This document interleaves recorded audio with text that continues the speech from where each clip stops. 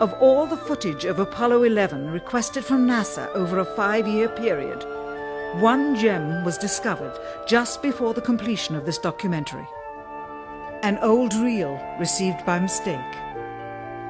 It contains the raw or unedited footage of the crew of Apollo 11, Michael Collins, Edwin Aldrin Jr. and Neil Armstrong, staging part of their mission for nearly an hour in living color, with exceptionally clear behind-the-scenes audio of conversations discussing the techniques used to achieve a disingenuous picture depicting the Earth at a distance, in order to falsely demonstrate their far journey from it and their ability to survive passing through the Van Allen radiation belts.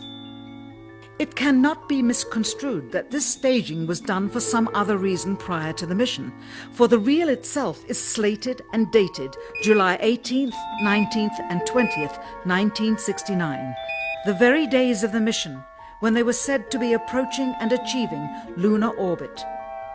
Furthermore, it is apparent they are in genuine zero gravity aboard the actual spacecraft, necessary to convince the mass media of their authenticity, just not any further than Earth orbit, as you will see. In this never-before-seen or heard footage, not only is the radio conversation between the astronauts and Houston Control audible, there is a secondary, private conversation taking place between the crew and a third confidential party, prompting the astronauts with what to say, when to speak, and how to effectively manipulate the camera to achieve the desired misleading effect. NASA claims that the Houston transmissions were the only ones taking place with the astronauts. Listen now as Houston Control initiates a conversation with the crew, only to find them too preoccupied with the behind-the-scenes trickery to respond. Moments pass and the oversight is picked up on by the clandestine third party, who quickly prompts them with talk. Immediately, Neil Armstrong speaks. Hello, Apollo 11. Houston, Goldstone says that the TV looks great. Over.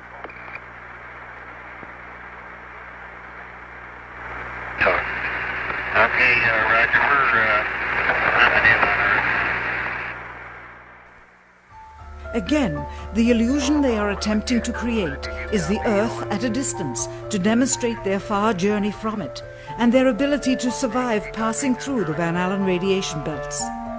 Understand, too, that only about 20 seconds of this raw footage was ever broadcast to the public, and these conversations discussing their deception were believed to be private. Until now. Here they discuss that these television transmissions were in fact not broadcast live as everyone believed. They were first screened and edited for playback later.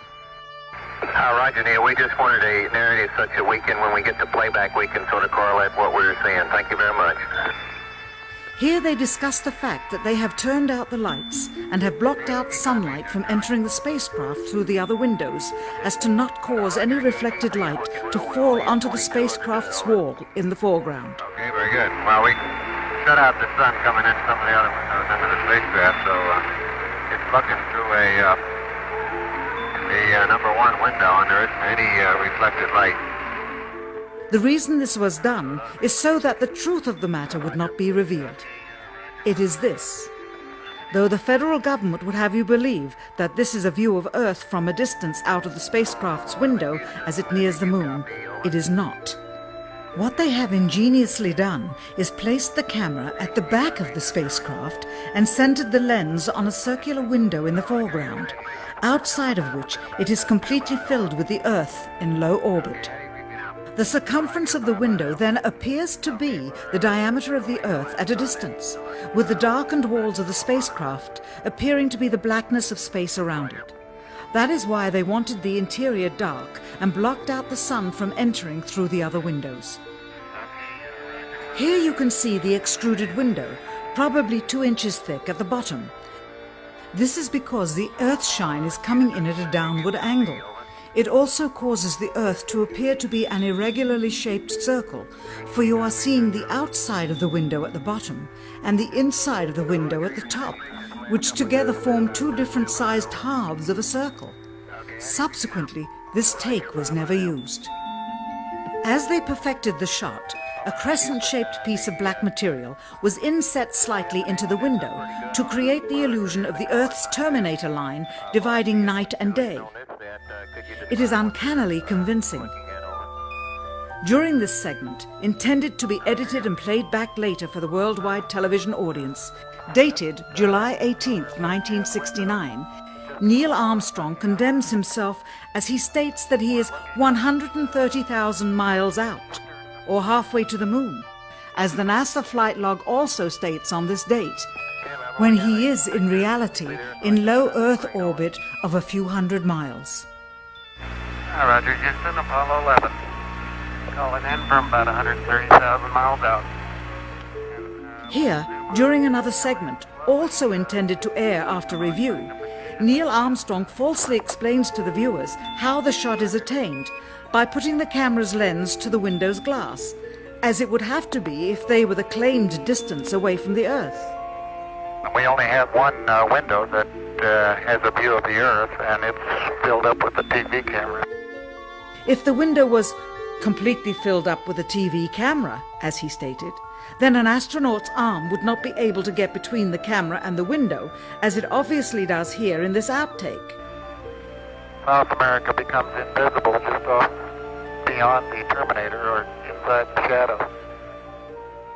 You can also notice how the astronaut operating the camera reacted to the mistake by attempting to pan away from it. Blue cast, see white bands of major cloud formations across the Earth.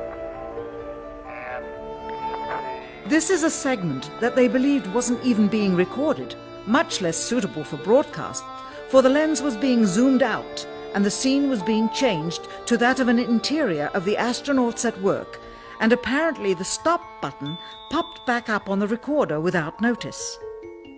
Here is the diffused work light that they used to see camera controls, but not throw light onto the spacecraft's wall. Here they remove part of the crescent insert.